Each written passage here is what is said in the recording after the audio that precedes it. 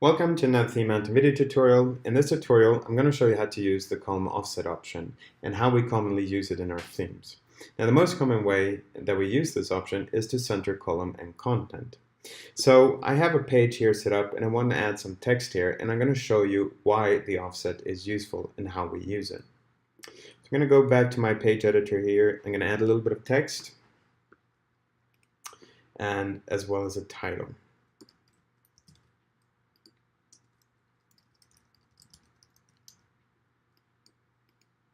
There we go, I've added my content, and I'm just going to make sure that this is centered on both desktop and mobile.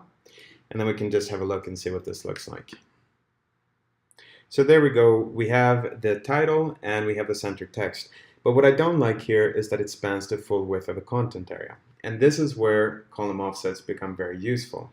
So to limit the width of the text, we're going to limit the width of the column. And you'll find in most of our themes that we use quarter, half, and 2/3 for centering content. So I'm going to go back to my editor and I'm going to set the column width to begin with. So I'm going to set it to 6/12.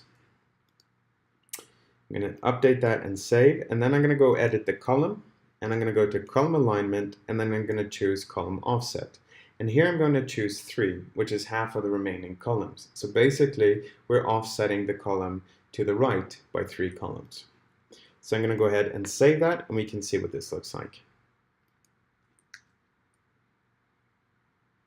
And there we go. That looks way better. The text is now limited, and we can see that it's nicely centered.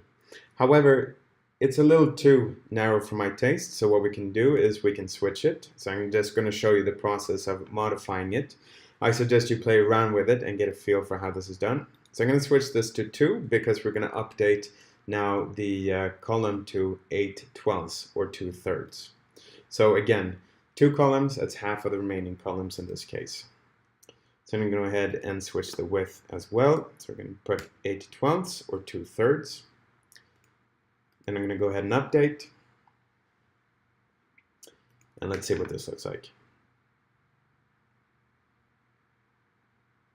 And that looks way better, and I'm very pleased with that. So this is how you can use column offsets to move columns around and in particular center them nicely. And that's all for column offsets.